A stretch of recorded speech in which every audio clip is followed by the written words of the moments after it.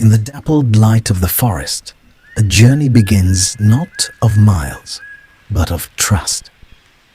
Today, JAZZY moves with purpose, her infant clinging to her chest. She is leading her child to meet her closest companion, SAXON.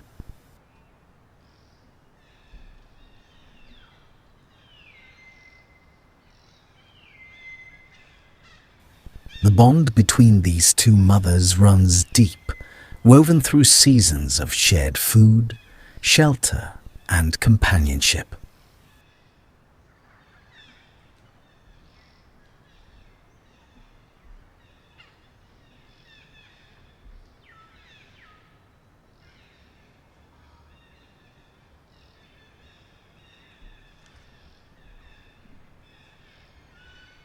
But now, a new chapter unfolds.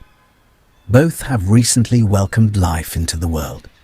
Now they are each entrusted with the same profound task: to teach their fragile, curious young how to live. The same destination, but as we shall see, vastly different paths.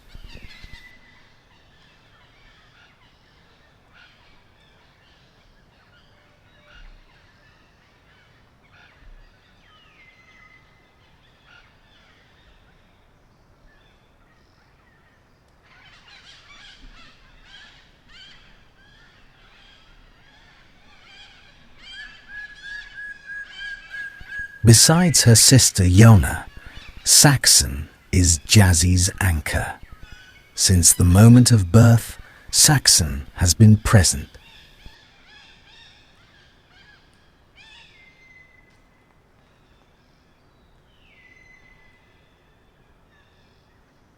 In a world where JAZZY bears the weight of motherhood alone, SAXON's steadfast presence is more than friendship.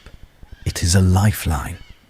They observe each other, learn from each other, and in this vulnerable first-time journey of rearing young, SAXON is the mirror in which JAZZY seeks both comfort and confidence.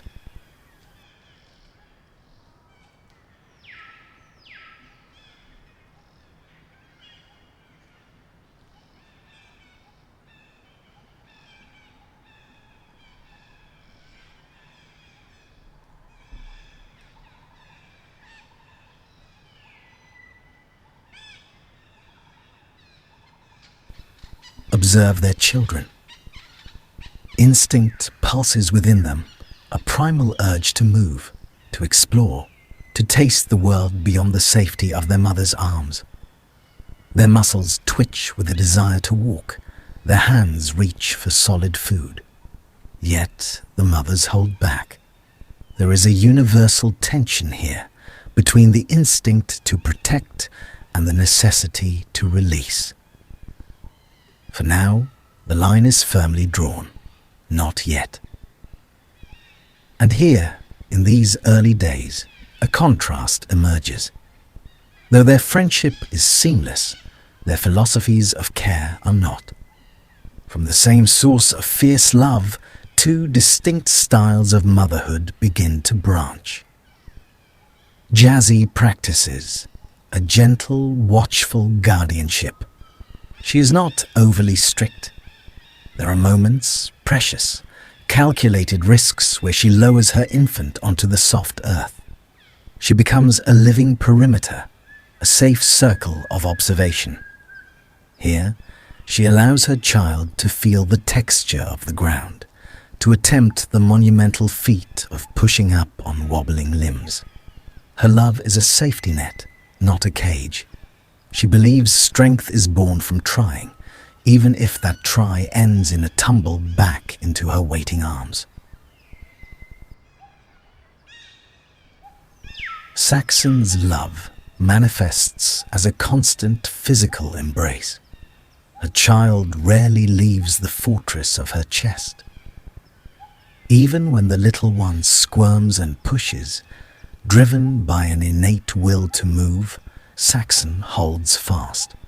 Her embrace is not one of refusal, but of profound fear, the fear of a world that is large, unpredictable, and full of unseen edges. Her philosophy is one of absolute sanctuary. Independence, she seems to believe, can wait.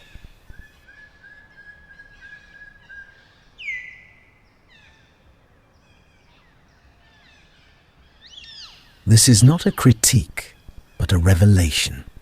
These are the first tentative steps of motherhood itself. There is no manual written in the trees, no inherited wisdom that perfectly fits every child. Their approaches are experiments in love, forged from inexperience and a vulnerability so raw it is almost tangible.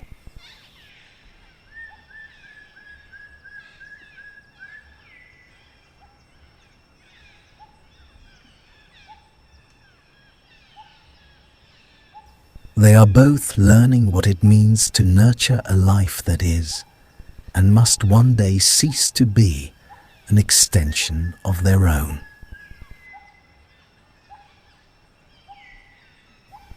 Yona, Jazzy's sister, completes this familial picture.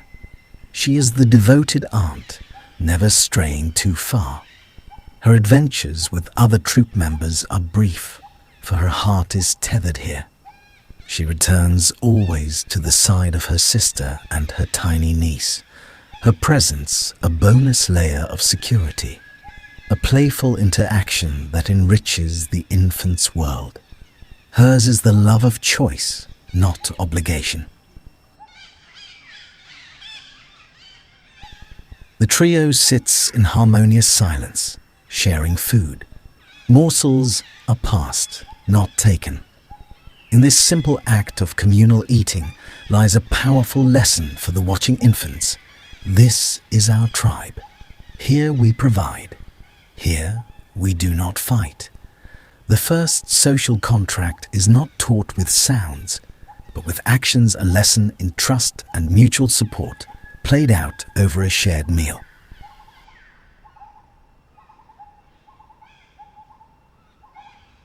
Peace, however, is a transient guest in the wild. A young male named Brady intrudes upon the calm. His purpose is resource, not conflict.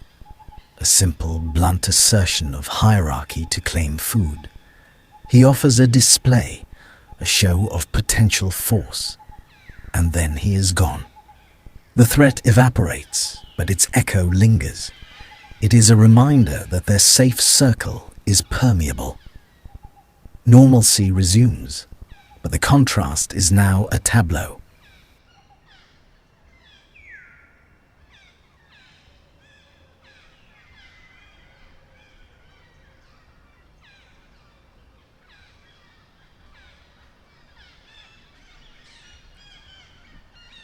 Jazzy's child practices on the grassy stage.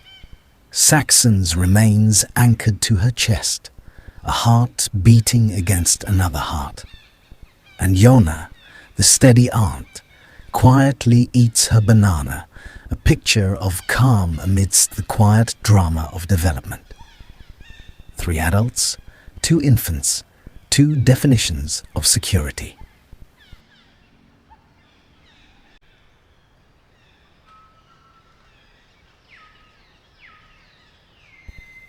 This is the new, all-consuming narrative of Jazzy and Saxon's lives. Every moment is filtered through this lens of first-time motherhood. Every sound, every shadow is assessed for risk. They are writing their own maternal stories, line by anxious line, with no experience to guide the plot.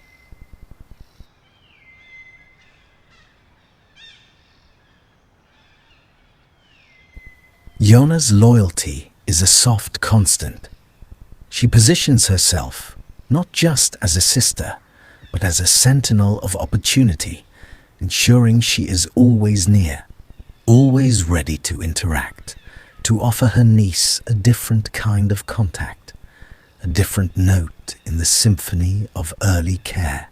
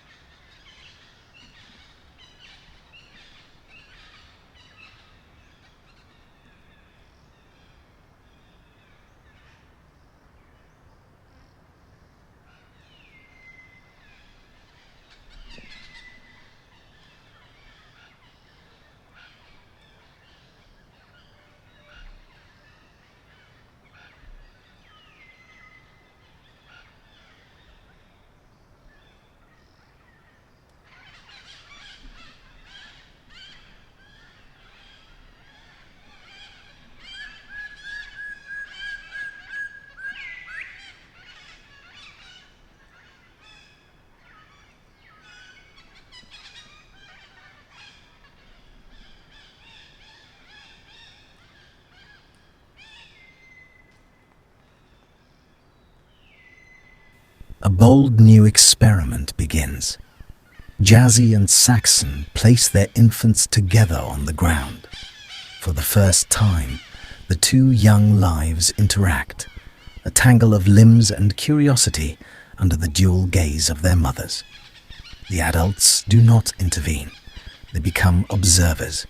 This is a first lesson in peerage, in a world that exists beyond the mother's shadow.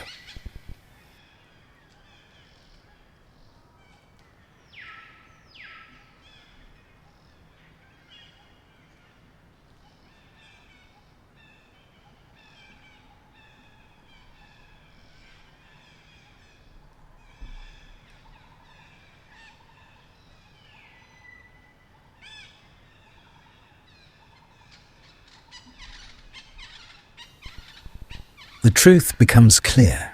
These children are capable. The will to walk is in them.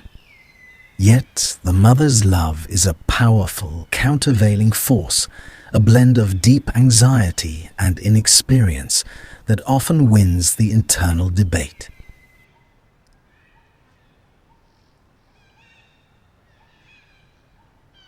The child striving is met with a desperate pull back to the breast. It is a poignant dance. One step toward independence, two steps back into the known sanctuary. They are learning to trust not just their children, but their own judgment.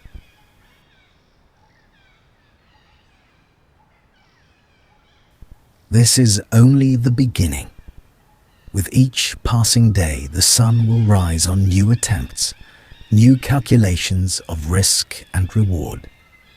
JAZZY and SAXON are on a journey of discovery themselves, slowly mapping the invisible line between sheltering a life and preparing it for life.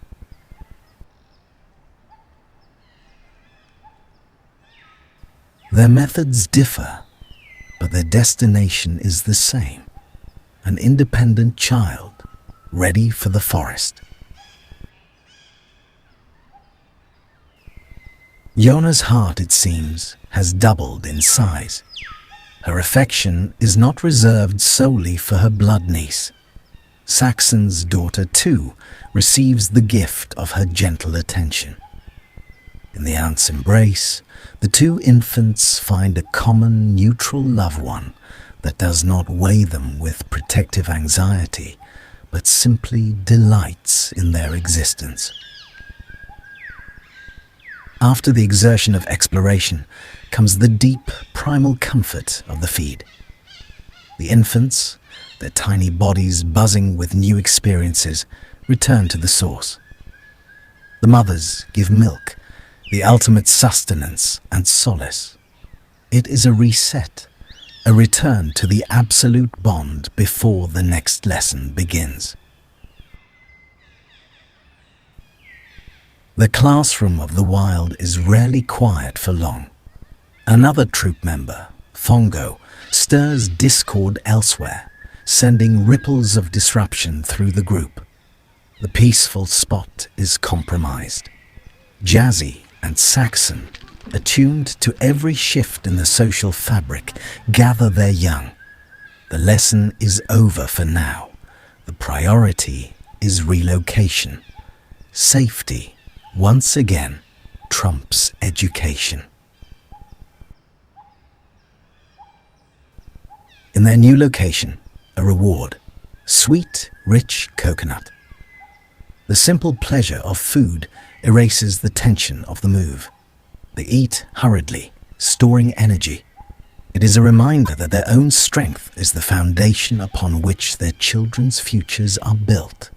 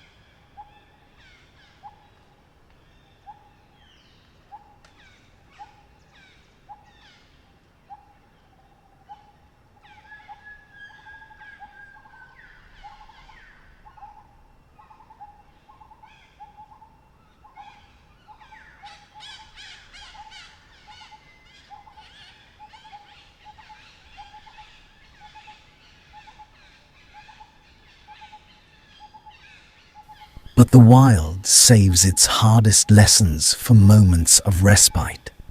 A new, more primal threat emerges: the bark of a large dog, too close for comfort. Alarm electrifies the air. This is no social squabble. This is a predator. Theory becomes practice in an instant. Protection is no longer a philosophical choice, but a physical imperative.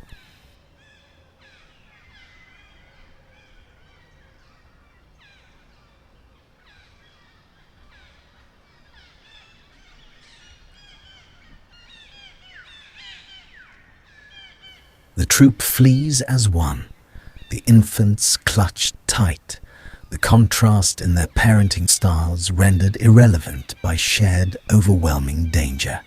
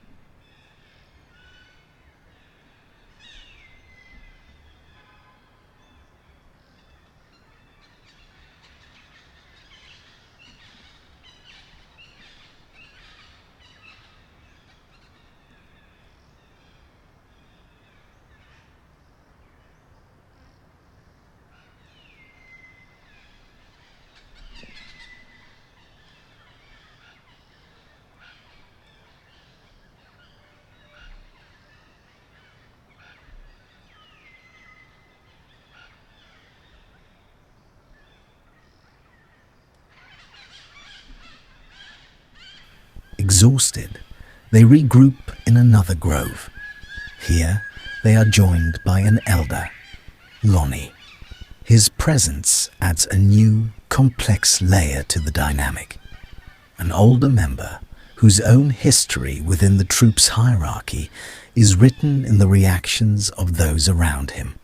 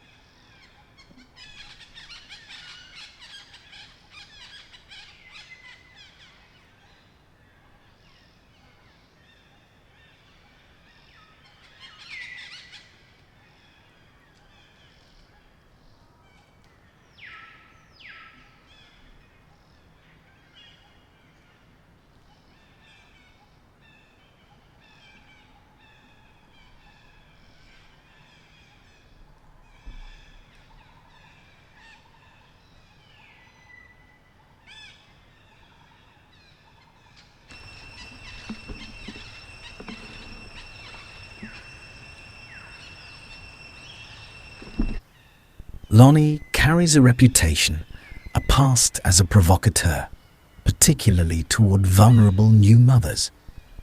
But time, it seems, has sanded his edges.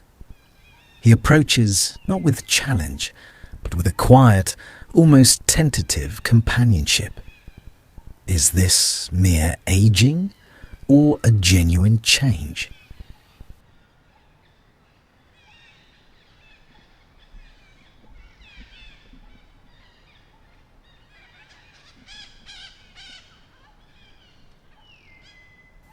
For JAZZY and SAXON, Every new is a variable to be assessed, a potential threat to their precious cargo.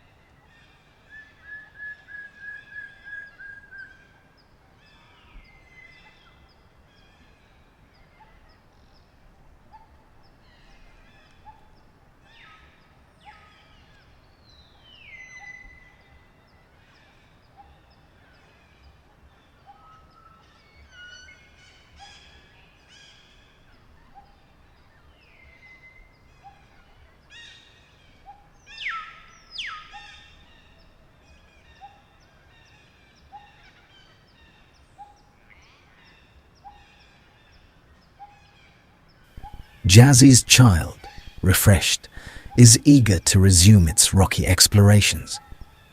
But Jazzy's eyes are locked on Lonnie. Trust is a currency she spends sparingly. The calculation is swift. Potential risk outweighs developmental gain.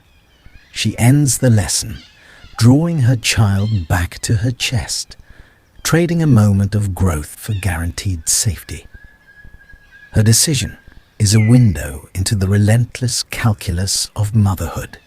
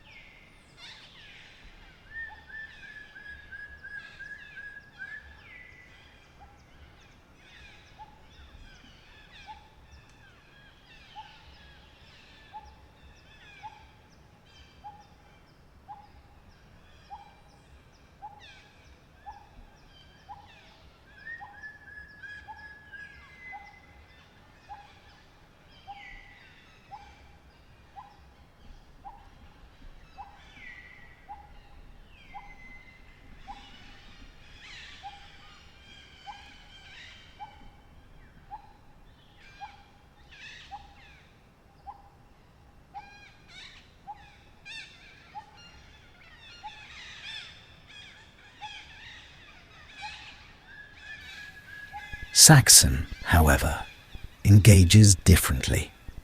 While her child nurses, she turns her attention to Lonnie, offering grooming the social glue of the troop. It is an act of peace, of social integration, even as she tends to her young. She multitasks, teaching her child about social bonds through the very act of fostering them.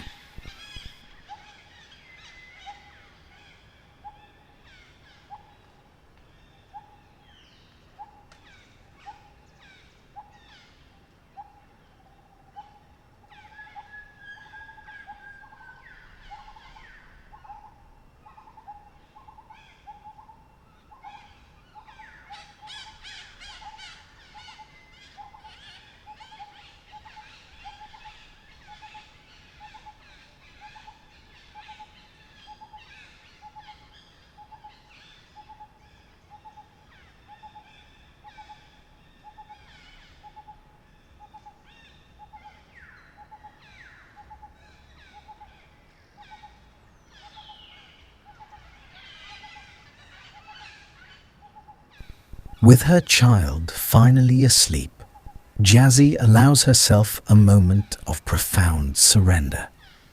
She sleeps, her body curled around her slumbering infant. It is a rare and necessary respite where vigilance finally yields to exhaustion and mother and child rest as one organism once more.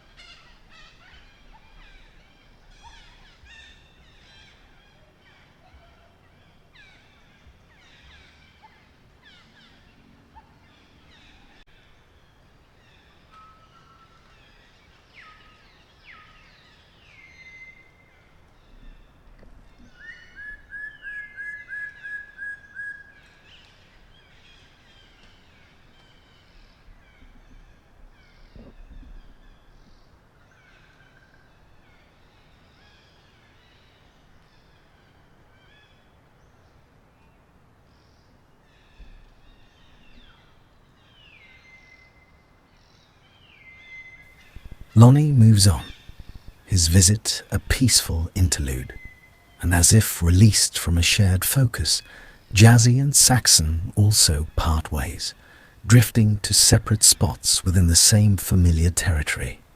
Their partnership is constant, but their immediate duties are personal, intimate.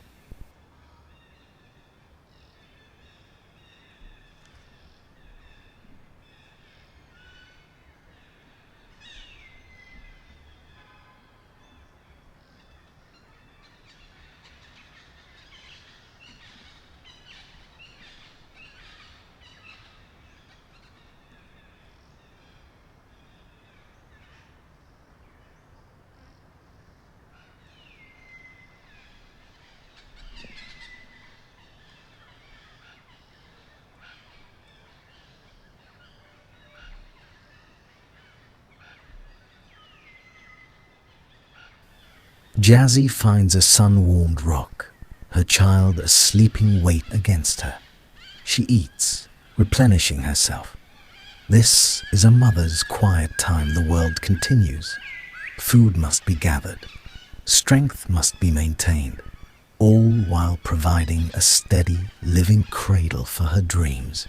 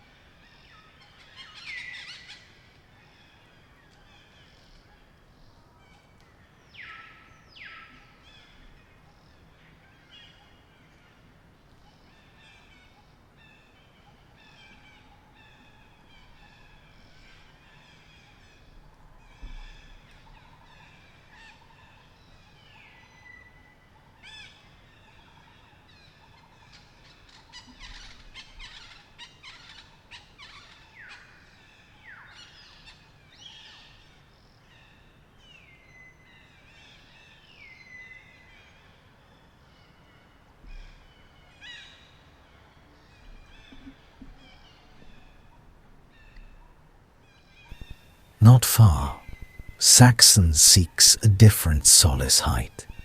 She carries her little one to a large rock, a vantage point.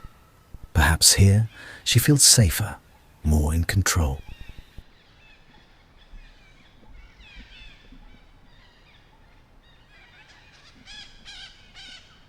Meanwhile, Jazzy rejoins Jonna, returning to the comfort of her sister's unquestioning alliance.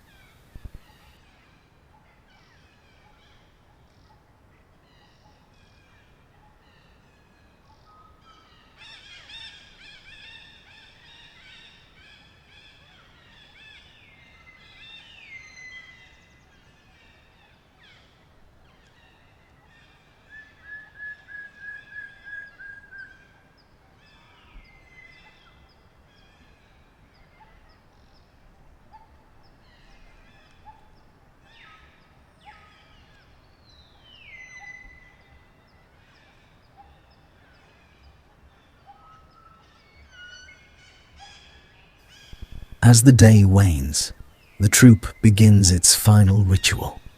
Lonnie returns, and they all converge on the great rock. This is the evening council. They wait, listening, not to each other, but to the forest, to the unspoken signals that will pass through the group, determining the final safe haven for the night.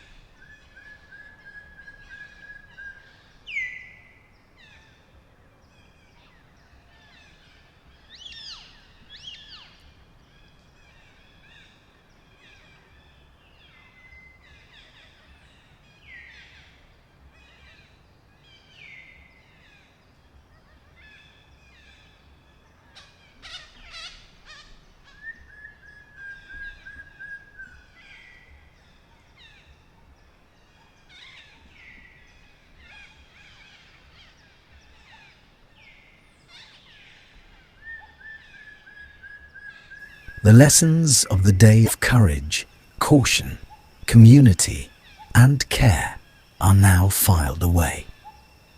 The immediate future holds one last collective decision: where to sleep.